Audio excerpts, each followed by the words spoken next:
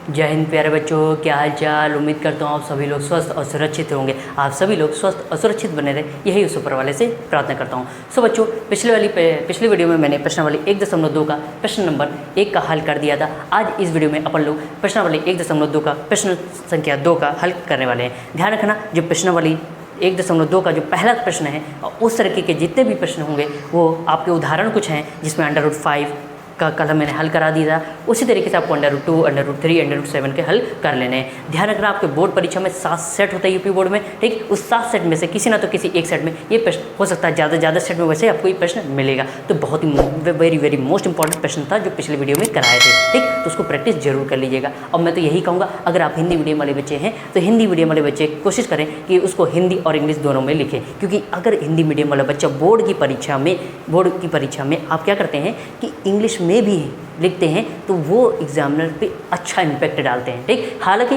इस पर तो मैं वीडियो बनाऊंगा ही कि किस तरीके से आपको बोर्ड में लिख के आना है, ठीक। फिलहाल हम प्रश्न नंबर 2 का हल करते हैं। चलिए वीडियो को बढ़ाना कर तो वीडियो को स्टार्ट करते हैं, ठीक है। आइए बढ़ा, ध्यान से समझिएगा। प्रश्न 2 है, सिद्ध कीजिए कि 3 + 2 √5 एक अपरिमेय संख्या है, ठीक है। फिर से वही, ठीक, प्रूव करते हैं, ठीक। आइए ध्यान से समझिएगा। थोड़ा मैं इंग्लिश में लिख दूंगा तो कोई समस्या तो नहीं है आप लोगों को, ठीक है। अगर कोई समस्या हो तो कमेंट कर दीजिएगा, तो मैं कोई और हिंदी में लिख दूंगा, ठीक है। आइए, माना हम वही चीज़ कर लेंगे। अगर अपरिमेय दिया है इसको क्या मानेंगे, परिमेय मान लेंगे। माना 3 + 2 √5 एक परिमेय संख्या है। अगर ये परिमेय है तो जाहिर सी बात है 3 + 2 √5 किसके बराबर होगा, a/b के। हमने बता दिया जहाँ a और b एक सहभाज्य संख्याएं हैं, ठीक है। अब ध्यान रखिएगा, सहभाज्य क्या होता है ये पिछले वीडियो में मैं आपको बता चुका हूँ, ठीक है। पिछले वाला जो प्रश्न कराया उसमें आप सबको अच्छे से समझा चुका हूँ, ठीक। अब ध्यान रखिए, अब आप लोगों में से काफ़ी लोगों के बच्चों को खुराफात ढूंढ रहा होगा कि यहाँ पर भी हम क्या कर देंगे, दोनों बच्चों का फर्क। नहीं बच्चा, ये नहीं करना, कोई से भी मत कर देना, ठीक है। तो यहाँ करने का तरीका अलग है। पहले ये √5, वहाँ पर क्या था, √5 अकेला था। अकेले लोगों को बहुत जल्दी घेरा जाता है, ठीक है। यहाँ √5 अकेला नहीं है, दुकेला है, 2 लोगों के साथ बैठा है। तो अब क्या करेंगे, इनको हम सबसे पहले भगाएंगे। देखो यहाँ पर प्लस में 3 है, तो प्लस के 3 को उधर लेके जाएंगे। प्लस के 3 को जब उधर लेके जाओगे तो बेटा किसका हो जाएगा, -3 हो जाएगा बेटा, ठीक है। फिर यहाँ पर क्या हो जाएगा, 2 √5 हो जाएगा बेटा।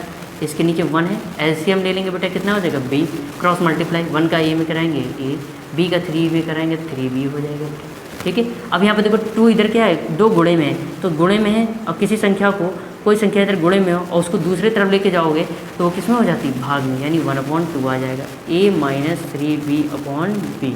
अब यहाँ पर ध्यान से देखो, ये जो √5 है, पिछले वाले प्रश्न में हमने क्या सिद्ध किया था, ये क्या है, ये एक पर अपरिमेय है, ये अपरिमेय संख्या है। और ये कैसी है, जिसमें न्यूमरेटर अपॉन डिनोमिनेटर मतलब अंश और हर दोनों होता हो, ठीक। वो क्या होता है, वो एक परिमेय संख्या होती है। ये हुई, ये क्या है, ये एक अपरिमेय है, बराबर, ये क्या है, परिमेय है। क्या परिमेय और अपरिमेय दोनों कभी बराबर होती है, नहीं, ये दोनों आपस में बराबर नहीं है। हैंस यहाँ लिख देंगे, हैंस नहीं, ये लिखेंगे, इट इज़ अ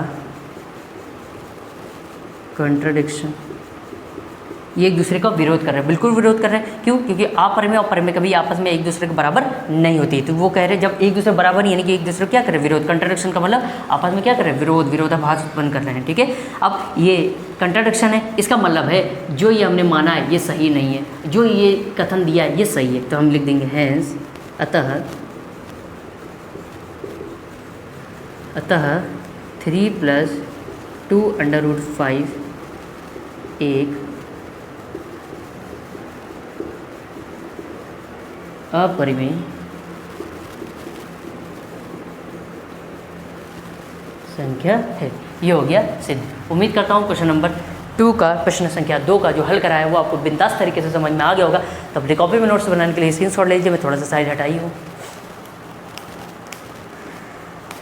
बट आप समय आपके पास बचा नहीं है तो पढ़ना चालू कर दो। अगर अभी तक आपने नहीं पढ़ा है तो पढ़ना स्टार्ट कर दो, अदरवाइज़ प्रॉब्लम आ जाएगी, ठीक है। हर सब्जेक्ट को समय देना प्रॉपर से चालू करिए, ठीक है। सो बच्चों, उम्मीद करता हूँ आप लोगों ने नोट कर लिया होगा। तो अब हमारी मुलाकात होगी नेक्स्ट वीडियो में, जिसमें अपन लोग प्रश्न संख्या 3 का हल करने वाले हैं। So thank you so much for watching this video. जय हिंद, वंदे मातरम। धन्यवाद, नमस्कार आप सभी लोगों का।